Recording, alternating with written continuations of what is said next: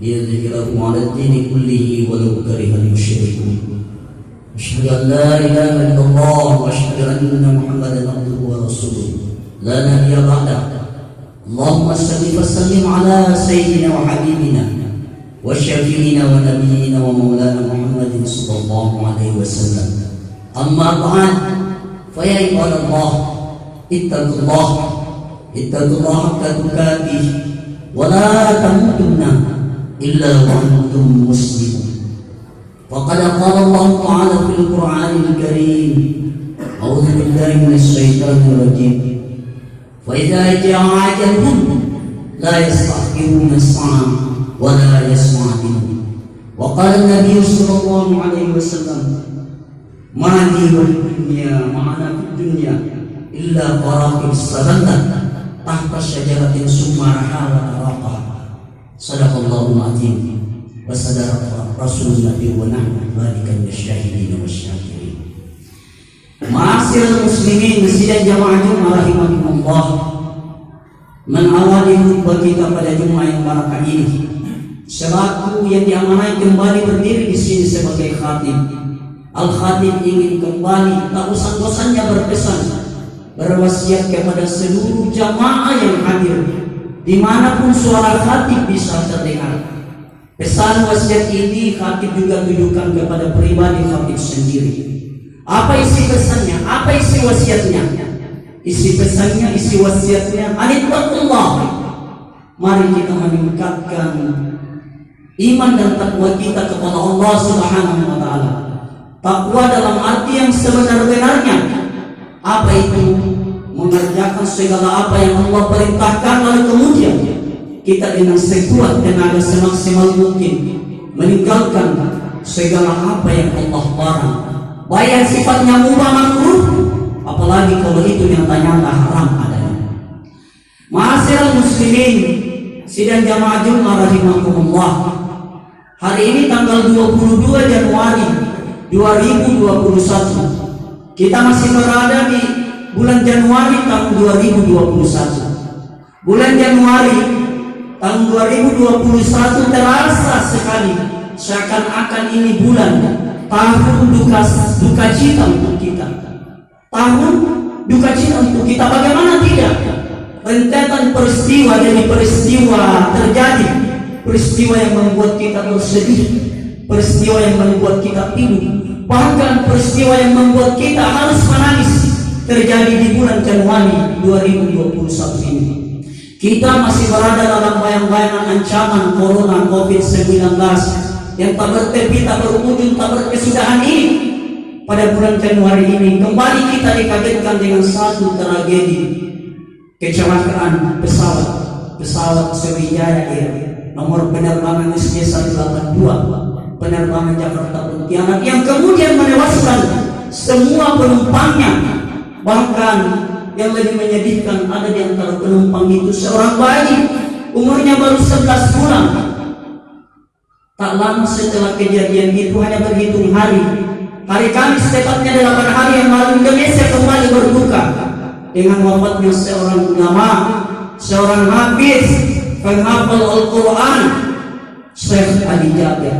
Bagaimana kita tidak akan menangis? Bagaimana kita tidak akan berduka dengan wafatnya beliau? Beliau adalah seorang ulama. Padahal Rasulullah sudah pernah mengingatkan kita bahwa satu di antara tanda-tanda kiamat, satu di antara padanya cahaya ilmu di atas muka buminya Allah adalah ketika ulama-ulama kita diwafatkan. Ma'asyiral muslimin sidang jamaah Jumat rahimakumullah, dua peristiwa itu membuat kita berduka, membuat kita menangis. Tetapi rupanya Allah Subhanahu wa taala tidak berhenti menguji keimanan kita. Pada bulan yang sama, bulan ini Januari tahun yang sama, tahun ini 2021, kembali batin kita terguncang. Gempa bumi 6,2 skala Richter mengguncang Sulawesi Barat. Majene Mamuju lumpuh. Ada banyak saudara kita di sana, bahkan hati punya keluarga di sana yang awalnya masih bisa duduk di atas sofanya dan empuk, masih bisa tidur nyaman bersama anak istrinya di atas kasur-kasur mereka yang nyaman. Tetapi hari ini mereka hanya bisa tinggal di barat-barat pengungsian. Bahkan yang lebih menyedihkan, ada di antara mereka kemudian yang tinggal di kandang-kandang air. Banjir di Sumedang, banjir di Kalimantan Selatan. Ini ada apa semua? Apakah kemudian kita harus mengatakan bahwa ini adalah hukuman Allah Subhanahu wa Ta'ala? Tidak.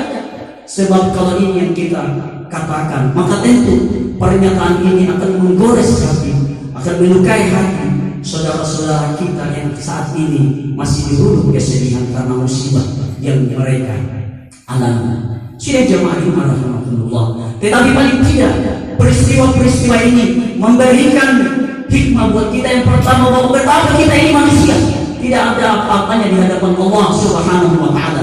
Manusia boleh berkehendak, tetapi Allah Subhanahu wa Ta'ala punya kehendak lain, dan pastinya kehendak Allah di atas kehendak manusia. Kalau manusia memiliki kehendak atas dirinya sendiri, maka tidak mungkin pesawat itu jatuh, maka tidak mungkin ulama yang begitu kita segala ulama harus hati menghafal Al-Quran, yang materi-materi dakwahnya menyejukkan hati, dihukumkan oleh Allah, tetapi kita lagi-lagi tidak punya kehendak atas itu semua. La haula wa la quwwata illa billahil aliyyil azim. Tidak ada daya dan kekuatan kecuali kekuatan daya Allah Subhanahu wa Ta'ala. Ma'asyiral muslimin, sidang jamaah rahmatullah. Ketika hati mencoba membuka rekaman-rekaman video daripada penumpang Sriwijaya itu, di sana terlihat bahwa rupanya mereka begitu sangat bergembira sesaat sebelum mereka meninggalkan Jakarta menuju Pontianak. Mereka bercanda bersama keluarganya, tetapi ketika pesawat mereka berada di atas udara, kaki lagi berpijak di atas muka buminya Allah. Apa yang mereka bisa lakukan? La haula wa la quwwata illa billahil aliyyil azim. Siapa yang tidak senang dengan Syekh Ali Jaber? Seandainya ajal kematian itu bisa kita minta, rasanya kita akan minta pada Allah, jangan dulu wafatkan Syekh Ali Jaber, biar kali dulu yang didahulukan olehmu ya Allah. Tetapi fa idza ja'a ajaluhum la yastakhiruna sa'ah wa la yasta'khirun. Ketika ajal kematian itu datang menjemput, maka tak ada kata untuk kemudian menolak, menundanya walaupun sesaat, mempercepatnya walaupun sesaat. Ma'asyiral muslimin, sidang jamaah Jumat rahimahullah, kita ini yang masih muda, jangan mengatakan Ustaz saya masih muda, kematian itu masih jauh dariku. Syarat mati itu tak harus tua dulu. Buktinya apa? Satu di antara penumpang Sriwijaya itu adalah bayi yang umurnya baru 11 bulan. Menandakan apa lagi-lagi? Bahwa syarat mati itu tidak harus tua dulu. Kullu nafsin za'iqatul maut. Setiap yang berjiwa itu pasti mati. Kematian ajal itu ibarat jatuhnya pohon kelapa dari pohonnya. Yang tua pasti jatuh, yang muda pasti jatuh. Bahkan ada yang baru bertujuh buah juga pasti jatuh. Ma'asyiral muslimin, sidang jamaah rahimahullah.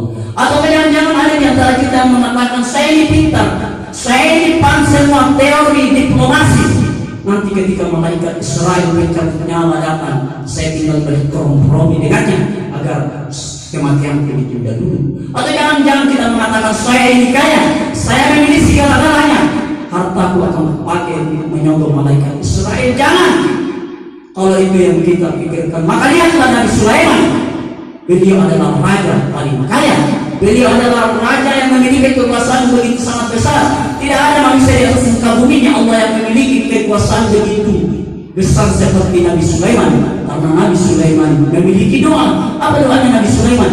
Yang dijawab oleh Allah sehingga dia menjadi raja begitu sangat besar. Ya Allahumma inna nas'aluka ma la yanbaghi li ahadin min ba'di. Ya Allah, berikan saya kekuasaan, berikan saya kerajaan yang tidak Engkau berikan pada manusia setelah Engkau. Doanya Nabi Sulaiman dijawab. Apakah Nabi Sulaiman tidak memiliki pasukan yang gagah berani, yang bisa menghadang malaikat Israel di pintu gerbang istananya agar malaikat Israel tak menemuinya mencabut nyawanya? Atau jangan-jangan malaikat Nabi Sulaiman tidak memiliki istana sehingga dia bisa bersembunyi di balik tembok istananya yang kokoh? Apa kata Allah di dalam surah ini? Ainama takunu yudrikumul maut walau kuntum fi burujin musyayyada. Di mana pun engkau berada, ketika malaikat Israel akan datang sebagai tamu tak engkau undang, datang menemuimu, engkau tak akan bisa lari kemana walaupun engkau bersembunyi di balik tembok yang tinggi lagi kau. Ma'asyiral muslimin, sidang jamaah Jumat rahimahullah. Lalu apakah setelah kematian menjemput kita segalanya sudah selesai? Tidak, karena ternyata kematian itu adalah titik awal kita menuju kehidupan abadi. Kematian itu adalah pintu gerbang kita menuju kampung akhirat. Al-mautu babun wa kullu nas dakhiluhu. Kematian itu seperti pintu dan setiap manusia akan memasukinya. Kita akan kembali kepada Allah. Kita akan kembali ke kampung akhirat kita. Kalau ada kesadaran pemuda yang kita miliki hari ini bahwa di sana kampung akhirat kita, maka itu artinya bumi yang kita pijak hari ini, langit yang kita jadikan atap hari ini, semua adalah tempat persinggahan kita. Kita di dunia ini hanya sementara. Mati walid dunia ma'ana fi dunia. Kata Nabi, saya tidak memiliki kecintaan pada dunia karena kami hidup di atas dunia di barat seorang pengembara, sehingga sesaat di bawah pohon lalu kemudian meninggalkan pohon itu. Ma'asyiral muslimin, sidang jamaah Jumat rahimahullah. Kalau di sana kampung kita yang sebenarnya, itu artinya cepat atau lambat, mau tidak mau, terpaksa atau tidak terpaksa, kita akan kembali ke kampung akhirat kita. Maka ketika kita akan kembali ke sana, persiapkan bekal kita. Apa bekal kita? Harta yang kita miliki, segenggam kekuasaan di tangan kita yang kita miliki, banyaknya rupiah di rekening kita hari ini, itu menjadi bekal kita menghadap Allah, bukan? Tetapi bekal kita menghadap Allah Subhanahu wa Ta'ala adalah ukiran-ukiran kebaikan yang kita lakukan di atas muka buminya Allah, ukiran-ukiran ibadah yang kita lakukan di atas muka buminya Allah. Maka perkuat zikirmu, perkuat ibadahmu, ibadah kepada Allah, maupun perkuat hubungan silaturahmimu kepada sesama. Jangan sampai nanti ketika masanya tiba, kita pulang kampung akhirat kita tersesat seperti gambaran lagunya Ayu Ting Ting, salah alamat. Ma'asyiral muslimin, sidang jamaah Jumat rahimahullah. Oleh karenanya, jangan lagi ada di antara kita yang coba-coba meninggalkan salat fardu. Ustaz, saya tidak perlu lagi salat zuhur, saya tidak perlu lagi salat asar, maghrib, isya, dan salat subuh. Kenapa? Karena saya sudah salat Jumat. Salat Jumat kita tidak akan mampu mengkikis kewajiban salat-salat fardu kita yang lain, karena keduanya adalah dua hal yang berbeda yang baik untuk kita. Salat Jumat, salat fardu adalah dua kewajiban yang harus kita lakukan pada saat yang berbeda. Ma'asyiral muslimin, sidang jamaah Jumat rahimahullah, hanya ini yang bisa kami urai dalam khutbah yang singkat ini. Mudah-mudahan berbekas di hati menyentuh nurani kita. Pada akhirnya kita berdoa kepada Allah Subhanahu wa Ta'ala. Semoga Allah Subhanahu wa Ta'ala senantiasa menjaga konsistensi keimanan dalam diri kita, sehingga kita bisa istiqamah dalam melaksanakan kebaikan-kebaikan yang Allah perintahkan kepada kita. Dan kita juga berdoa kepada Allah Subhanahu wa Ta'ala, mudah-mudahan kampung kita ini dijauhkan musibah dari Allah Subhanahu wa Ta'ala. Dan kita berdoa kepada Allah, semoga saudara-saudara kita yang mendapatkan musibah hari ini, ujian hari ini, diberikan kekuatan batin, kekuatan hati, sehingga bisa mereka sabar menghadapi segala ujian ini. Alhamdulillah, salatu wassalamu ala Rasulillah sallallahu alaihi wasallam. Wa qad qala Allah Ta'ala fil Qur'anil Karim, a'udzu billahi minasyaitonir rajim. Bismillahirrahmanirrahim. Inna a'tainakal kautsar fassalli li rabbika wanhar, inna syani'aka huwal abtar. Barakallahu li wa lakum fil Qur'anil Karim wa nafa'ani wa iyyakum bima fihi wa dzikril hakim wa taqabbal minna wa minkum tilawatahu innahu huwas sami'ul 'alim. Aqulu qawli hadza wa astaghfirullah innahu huwal ghafurur rahim. Liyadhkirakum 'ala ad-dini kullihi wa law karihal musyrikun. Asyhadu an la ilaha